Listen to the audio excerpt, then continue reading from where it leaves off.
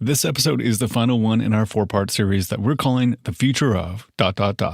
We've been exploring how changes to the way we live, learn, work, and play may shape our health and well-being in years to come. Thanks to the Robert Wood Johnson Foundation for supporting this episode. The Robert Wood Johnson Foundation is committed to improving health and health equity in the United States. Learn more about them at rwjf.org. This is 99% Invisible. I'm Roman Mars. 2 hours west of Duluth, there's a wide, shallow lake called Big Rice Lake. Every summer, once the ice has thawed, the surface of the lake is slowly breached by tall, green stalks that grow up and out of the water. By early fall, Big Rice Lake is dotted with canoes full of people there to harvest the grains from those plants. This is where the lake gets its name. These tall, unassuming stems are full of a very special ingredient: wild rice. And my first time actually ricing, me and my sister took my grandma and my mother out on the lake, and we were going around in circles, and they were pointing, I want to go over there, I want to go over there. This is Evelyn Bellinger, an elder enrolled in the White Earth Band, which is the largest of the 6 bands that make up the Minnesota Chippewa tribe, also known as the Ojibwe people. Evelyn has always loved going out on Big Rice Lake to take part in the harvest. And it's really quiet, you're not going fast, but you can hear when somebody pulls that rice and they got a rhythm and it goes swoosh, swoosh. You could just hear that rice falling in the boat. The rhythm of it, the sound of it. But for the Ojibwe people, this wild rice isn't just a food source. It's a lot more. And it was a gift to the Ojibwe people. It was a gift. The Ojibwe people didn't always live in this part of the Midwest. They used to be based on the East Coast. Then, about 1,000 years ago, their elders were visited by the first of 7 prophets who guided them. We were told to move from the East Coast because if we didn't, we would be destroyed. When you get a prophecy like that, you don't generally ignore it. So they packed up and left, looking for a new home. That's reporter Rose Eveleth, host of the podcast Flash Forward. The prophecy said they'd know where to settle when they found the place where the food grows on the water. Where the food grows on the water. After centuries of moving around, they wound up in the Great Lakes, where they found exactly what they were looking for, in the form of wild rice. The Ojibwe name for this specific type of rice is Manoomin, which translates to the good berry. The scientific name is Zizania palustris. It's the only grain indigenous to North America, and while it might look and taste a lot like the rice that you might buy at the store, it's actually not closely related to brown or white rice at all. For the Ojibwe people, gathering this sacred, prophesized rice is a ritual that carries with it a lot of significance. Not only is Manoomin a food source, it's also a way to connect with their ancestors, and a crucial species in the ecosystem. But last year, Manoomin took on a new role, plaintiff in a court case. In August, the Minnesota Department of Natural Resources was sued by wild rice. The case of Manoomin v. Minnesota Department of Natural Resources alleges that the Minnesota DNR infringed on the wild rice's right to live and thrive. But can wild rice sue a state agency? The short answer is yes. This is the story about what might happen if the rice wins. Manoomin used to grow wild all over the Great Lakes region, but its populations have declined significantly in the last 100 years due to development, pollution, and climate change. In order to grow properly, the rice needs clean, unpolluted water. But that's harder and harder to come by these days. A lot of people lost the ability to go out and get either their seasonal harvest for their personal use and or to make some money off of that. That's Frank Bebo, a tribal attorney and a member of the White Earth Band of Ojibwe. Like Evelyn, he has a lifelong connection to the rice and early memories of gathering it. I harvest wild rice. My dad harvested wild rice. My grandfather harvested wild rice. I've got the family canoe. I live on a reservation, and so we have this other obligation, I guess is what I would call it. And Frank takes that obligation to protect the rice very, very seriously. While there are a lot of things hurting Manoomin, there's one big, obvious threat at the moment. In 2014, a company named Enbridge proposed updating and replacing sections of a crude oil pipeline called Line 3 that goes through Minnesota. But local tribes and environmental activists had questions about just how safe this pipeline really was and whether pumping more oil through their land was really a good idea. A pipeline battle brewing in Minnesota, today with the largest show of resistance yet. We will! Stop Line 3! We lost! Activists tried all kinds of tactics to stop Line 3. They protested and petitioned and lobbied the various environmental agencies to step in. We will no longer stand for our water to be polluted, for our earth to be polluted. That's why we're here today. We're here today because the time is... We reached out to the Minnesota DNR and Enbridge for this story.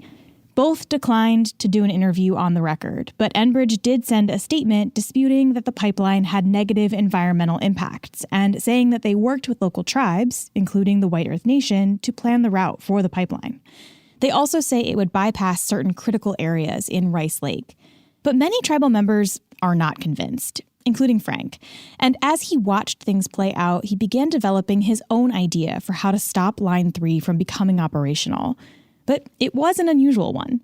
He wanted to represent wild rice in a lawsuit against the state of Minnesota.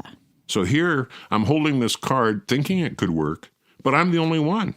And I've got a zillion attorneys who are like, Frank, this doesn't look like anything anybody will even understand. His fellow attorneys and friends and activists, they all told him to wait. Wait for the other strategies, wait and see what might happen. It wasn't until those other avenues felt like they were hitting dead ends that Frank was turned loose with his plan. And the funny part is, in Indian country, I'm like a Robin Hood doing this. Frank was developing a legal strategy. He thought instead of playing by the rules of the big national and state agencies, what if you use tribal ideas and tribal court to enforce a relatively new realm of law called the rights of nature? Rights of nature is pretty much what it sounds like, the idea that you could treat nature like a person, legally. Which might sound unusual, but we've used conceptual versions of what a person is in the eyes of the law for quite some time. Corporations, schools, and law firms, for example, are all technically allowed to enter into contracts as if they were singular human beings. And while this environmental version of the concept is relatively new to the American legal system, it has deep roots in indigenous ways of thinking. Well, the rights of nature really is more like ancient law. As Chippewa, and I say Chippewa because that's what we're called in our treaties as Anishinaabe or Ojibwe, we have a relationship with all of nature, and we refer to them as our relations. The idea of relations isn't purely an Ojibwe concept. It actually shows up in indigenous thinking all over the world. We have a relationship with these plants where, we're human people. There's tree people, there's beaver people, there's deer people, there's bear people, there's salmon people. In the Pacific Northwest, salmon are ancestors as well. And in some ways, they're revered as much more important than humans. This is Nico Albert, a member of the Cherokee Nation and the executive chef of Burning Cedar Indigenous Foods. And she says that when it comes to these animal and plant relations, it's not just about using ingredients or respecting certain species. It's deeper than that. You can't think of it from a colonized standpoint and think like, okay, it's some grass, grow the grass somewhere else. This is their relative. This is the reason their people exist. It's not just grass. It's so much bigger than that. So from a Māori perspective, we've always known and believed that we are of the land, that we are part of this place, that the lands and the mountains, the sky, the earth are our ancestors, and that through that we have our responsibilities to care and to nourish the lands and the waters around us. That's Jacinta Ruru, a professor of law at the University of Otago in New Zealand. For Jacinta, giving nature legal rights isn't just about trying to protect nature. It's also about legally validating this indigenous way of thinking. By writing it into law, you're saying that you think nature's personhood is as valid as, say, tax law. In some places, like New Zealand, these rules have been more about making a gesture of recognition than about stopping an imminent environmental threat. In 2014, the country returned an already protected reserve to the Tuhoi people for them to manage. Those lands are incredibly important to the identity of Tuhoi.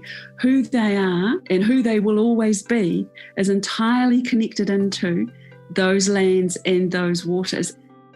These lands weren't threatened. Nobody was trying to build a pipeline through them or cut down the trees. The decision was about showing that indigenous law and land management was worthy of the country's respect and trust. It is a wonderful way to be able to show to us as New Zealanders that the sky is not going to fall and that the world is not going to end if we recognise a Māori way of caring for lands and waters. But in other parts of the world, environmental activists are hoping to move past symbolism and use the rights of nature argument as a legal weapon to stop deforestation or pollution. Yeah, I don't have much patience for the symbolic kind of stuff anymore. This is Thomas Lindsay, the senior legal counsel for the Center for Democratic and Environmental Rights. It's almost like passing a non-binding resolution or passing a resolution that says this is Earth Day.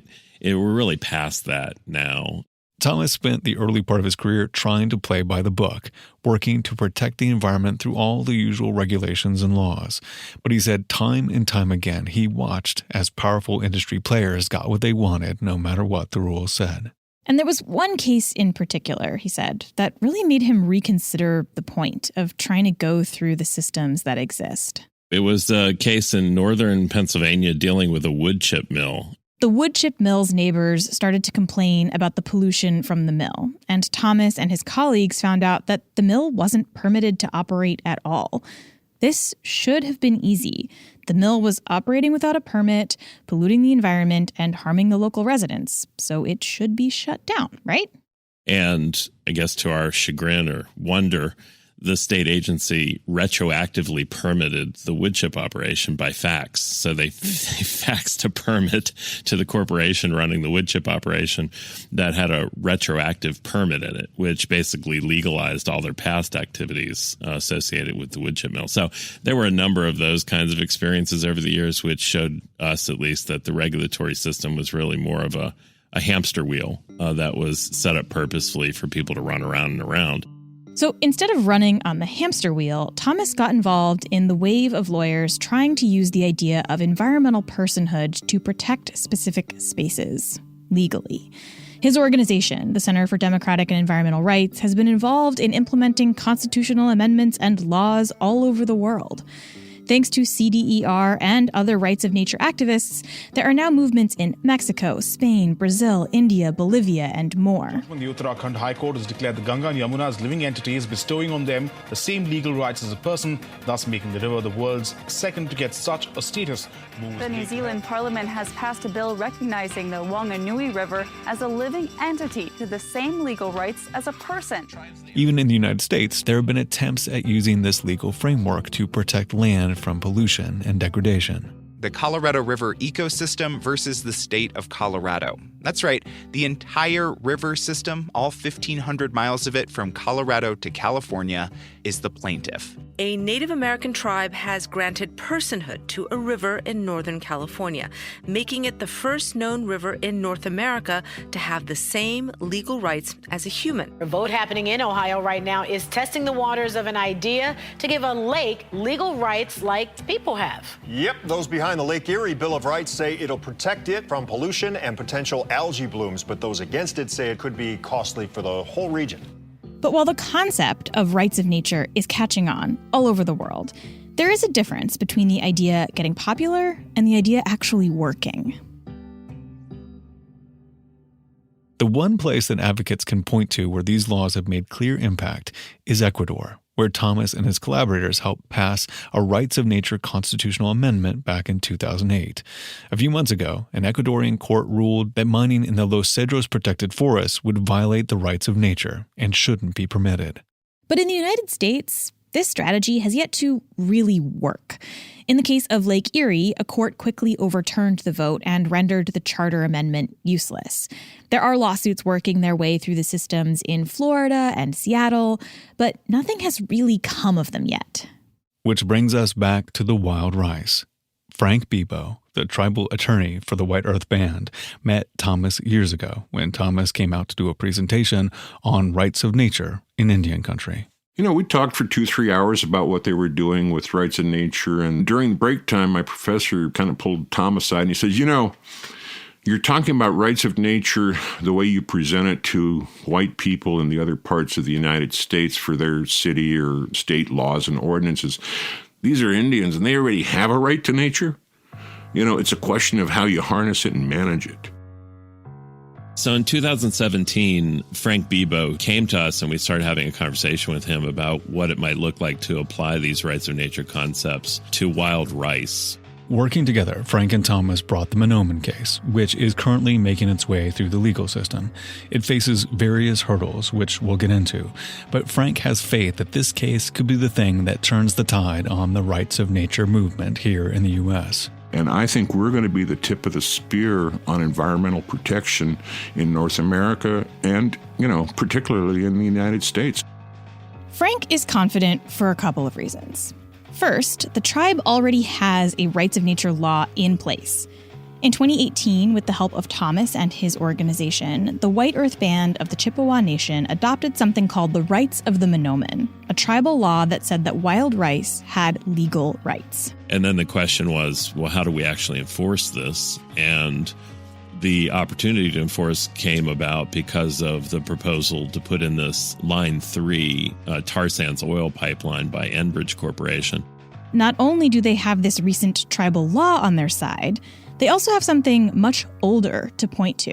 In our 1837 treaty, the words wild rice themselves appear. When America started its push for expanding and colonizing what's now considered the United States, they did so in part by making agreements with the people who already lived on that land.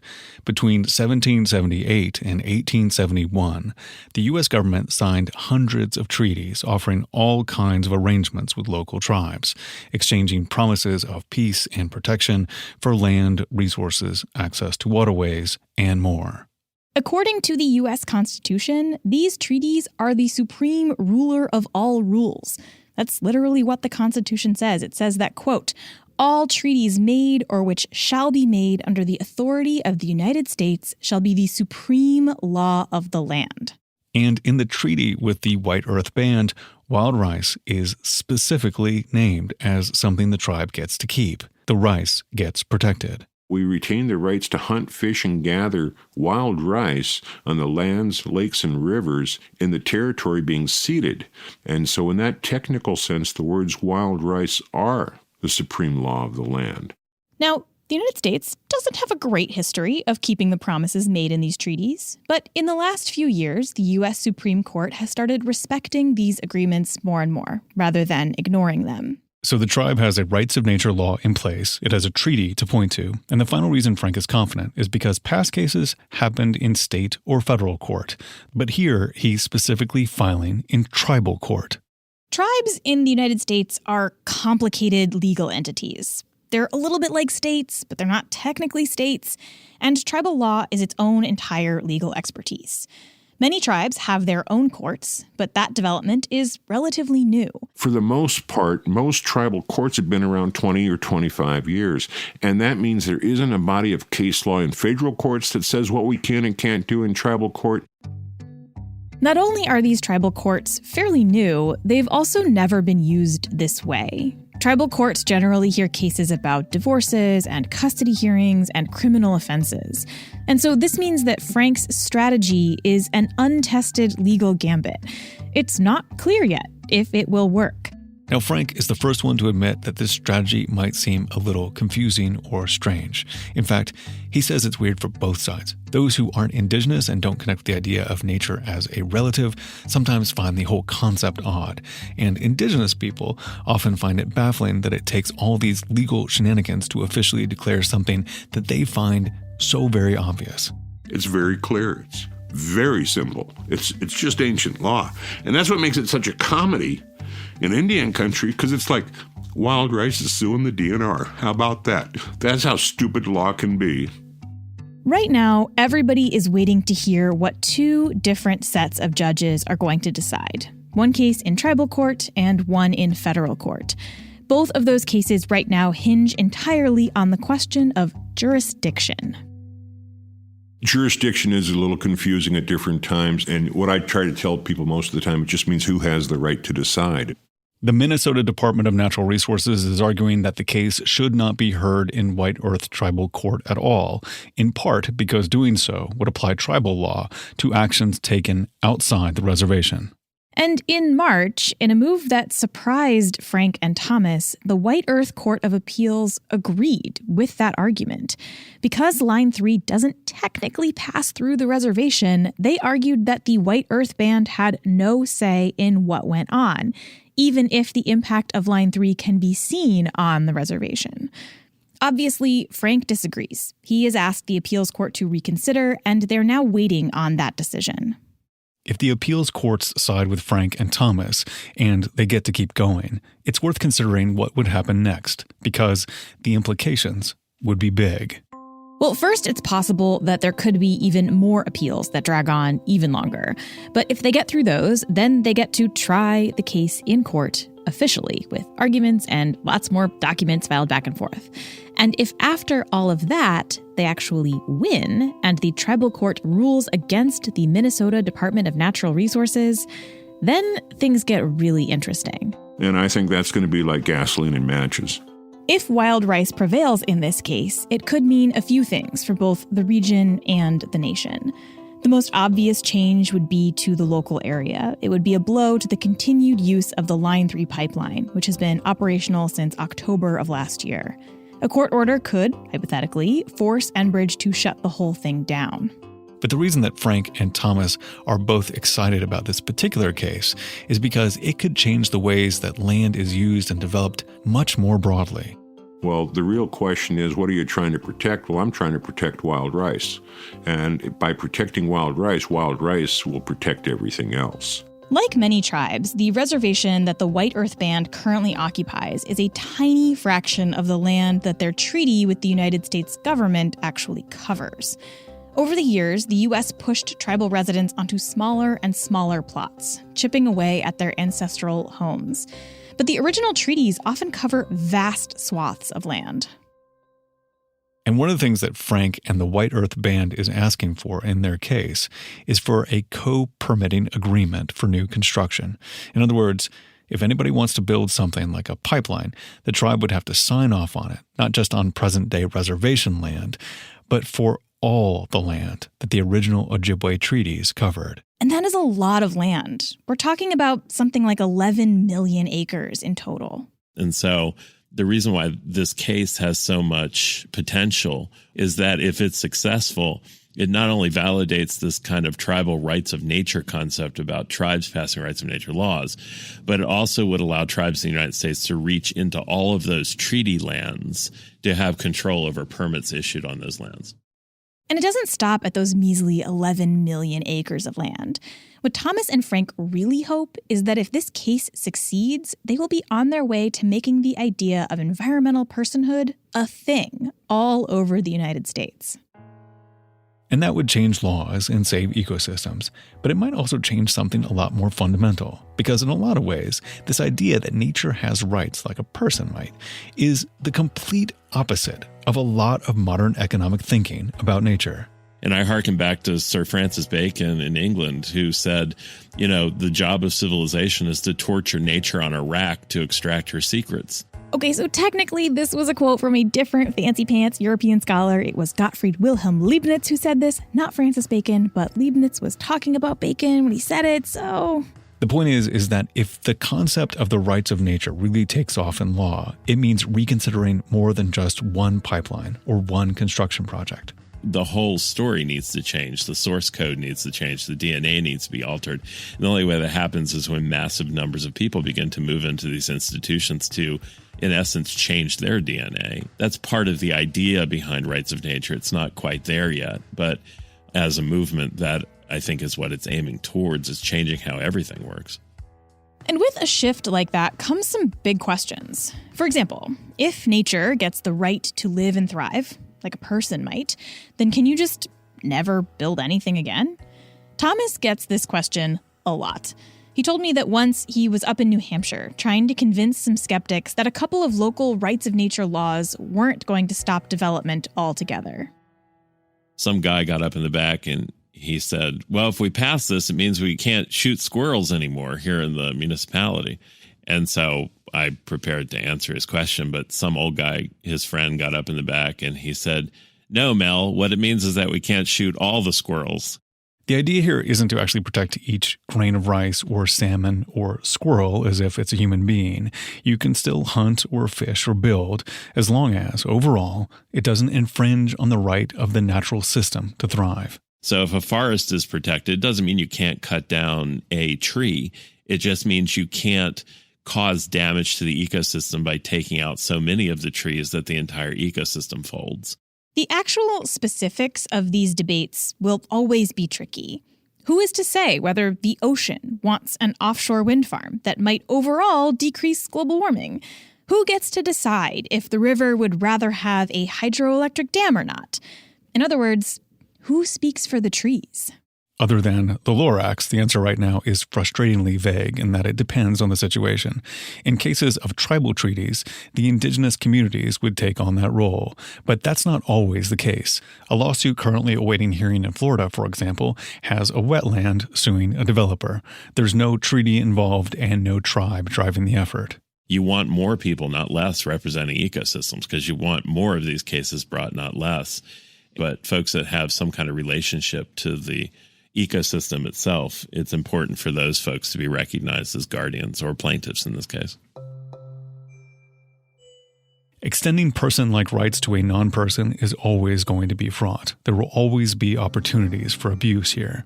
The process could be hijacked by NIMBYs. We could end up with strange and complicated legal cases that make people scratch their heads and wonder what all these lawyers are doing exactly. You know, law itself is a figment.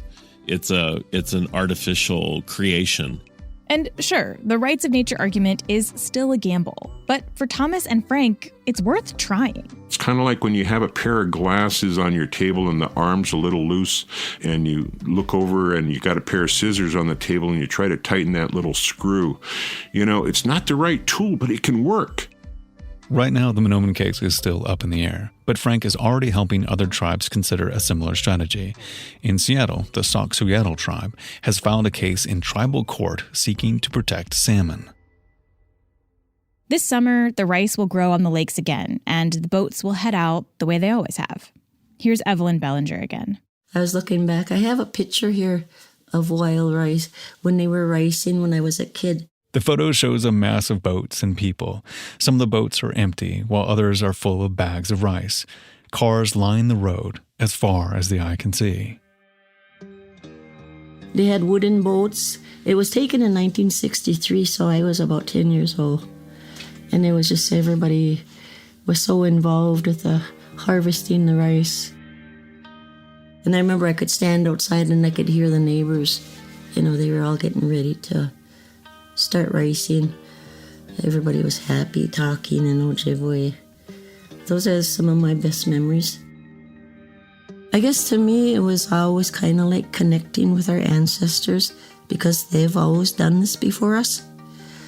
I just kind of felt that connection. It's quiet out there, and I just always used to get that urge, I want to go. And perhaps by the time Evelyn's grandchildren go out on the lake, the rice will have officially presented its case in court. And when they go out to gather it, they might get to congratulate it on a job well done. Coming up after the break, we tease out some of the more complicated implications of environmental personhood, like could a river sue a person? And could that person sue a river? Stay with us.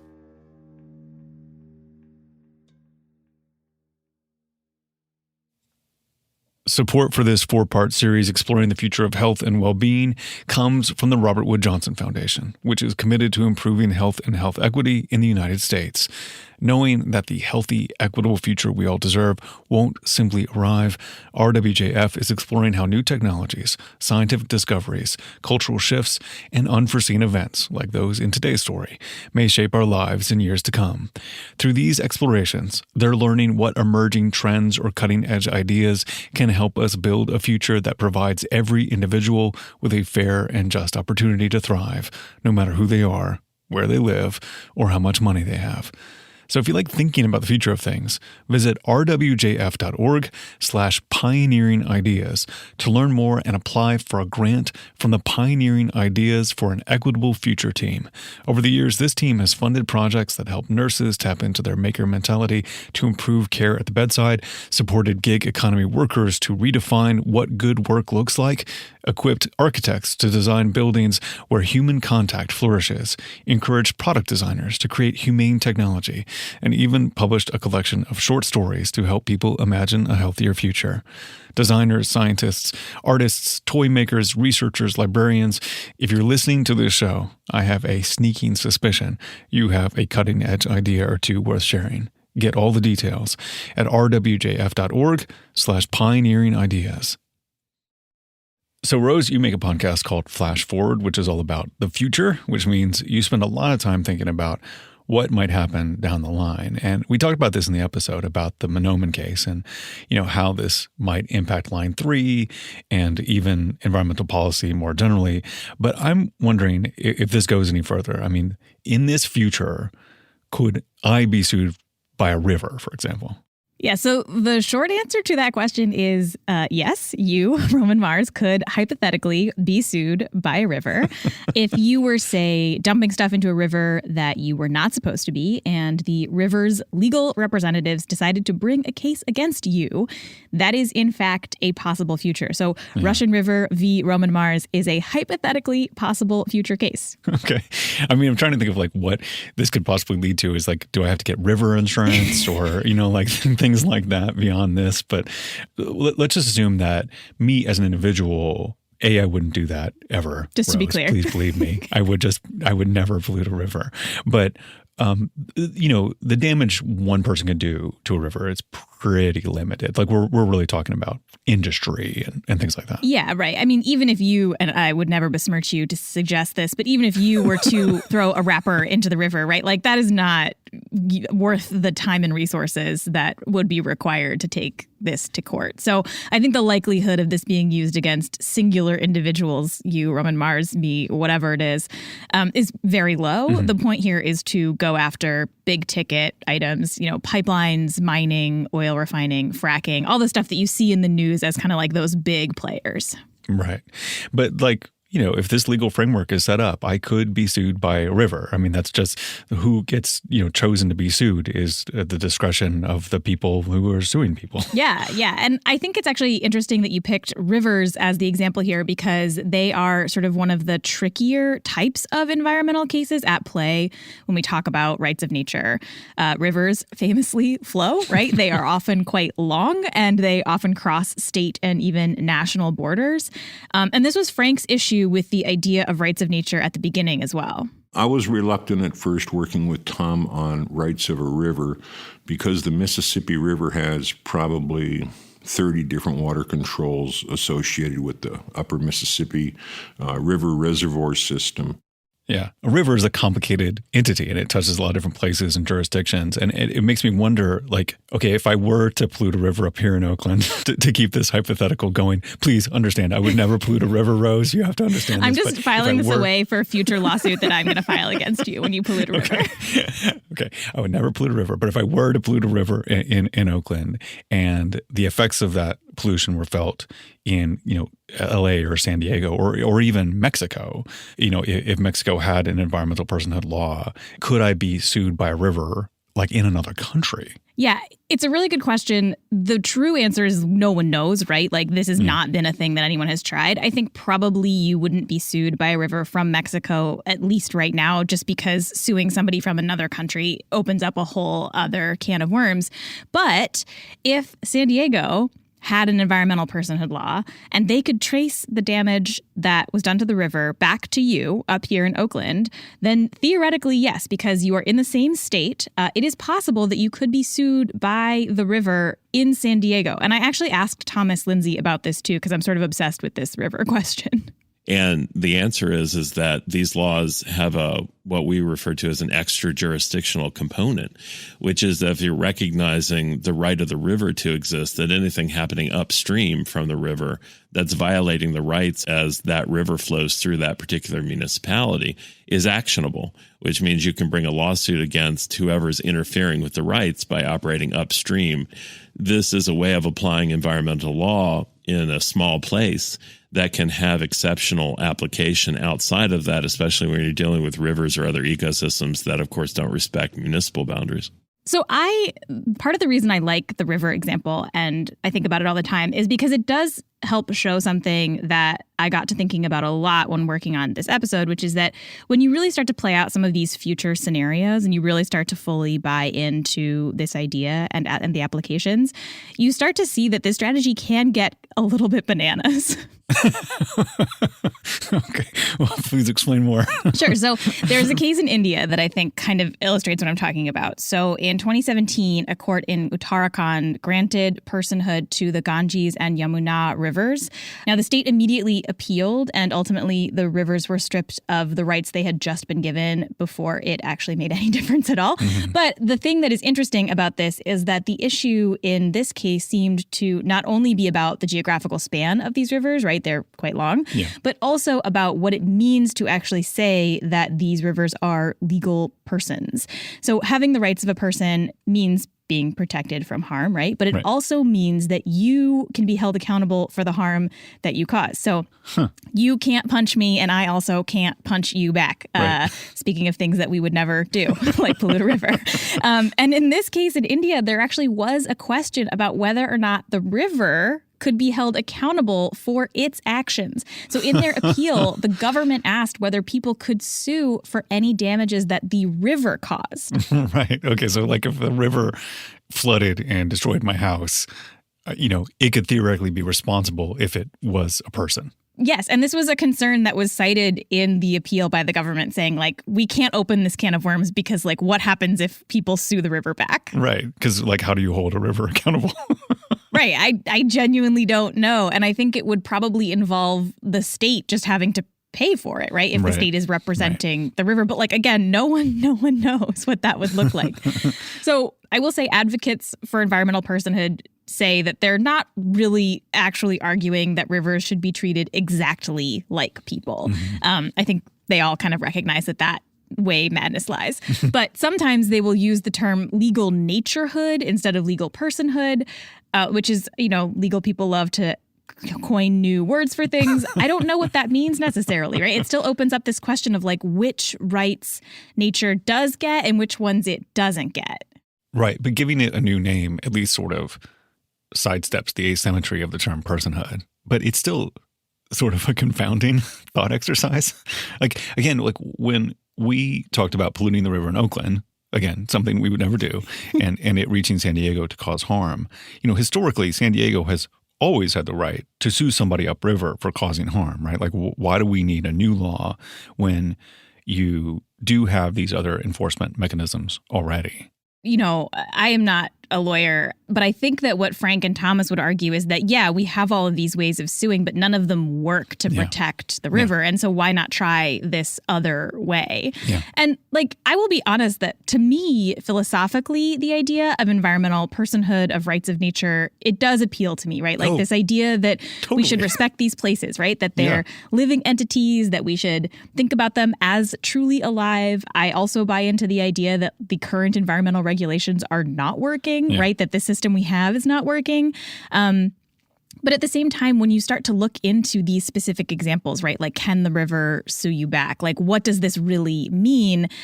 I can't help but feeling like we're sort of trying to force a square peg into a round hole of sort of an indigenous thought system into the U.S. legal system. And those are just kind of not fundamentally the same things. Yeah. And I did ask Thomas about this. We talked about it a lot, actually. And when I first asked him, he was basically like, obviously.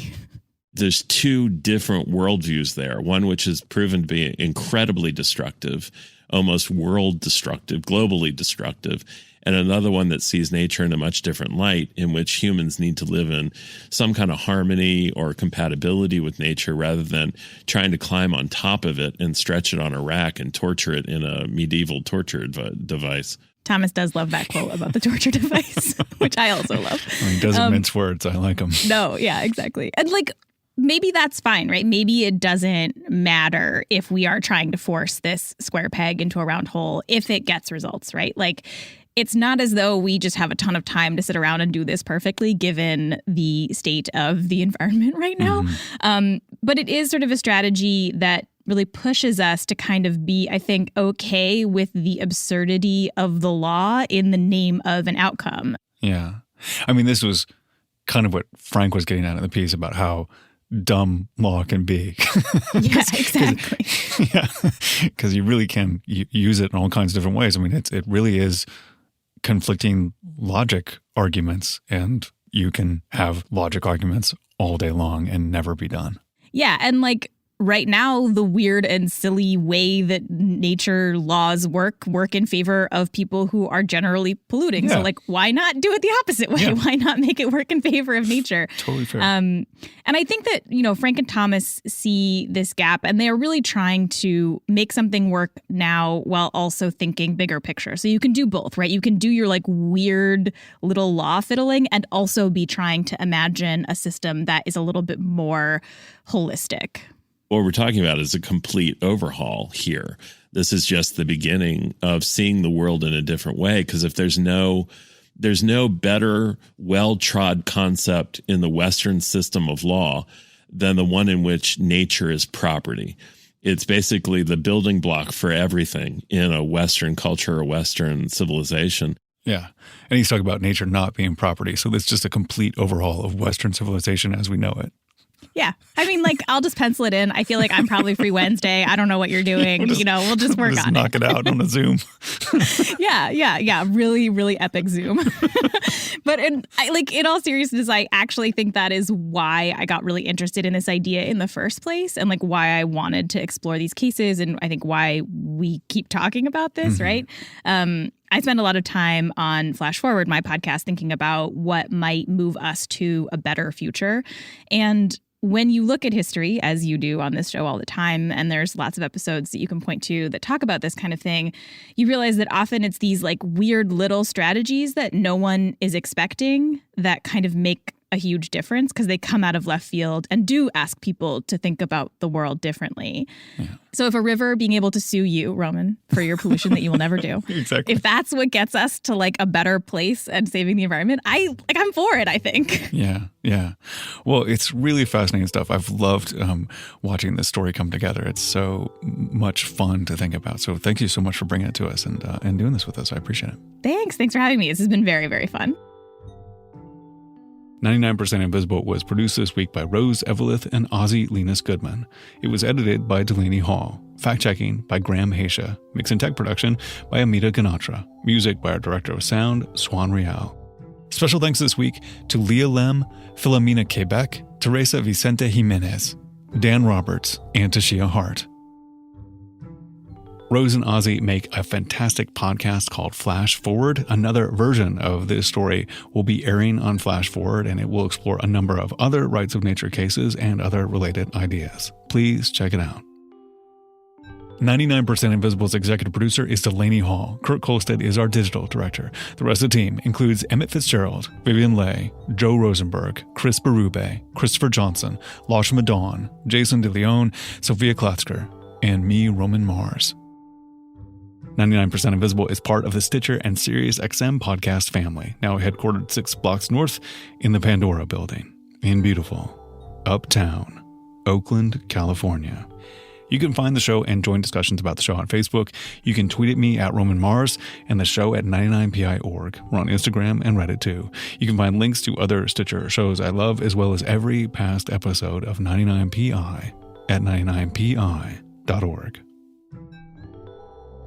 Thanks again to the Robert Wood Johnson Foundation for their underwriting support of this special episode.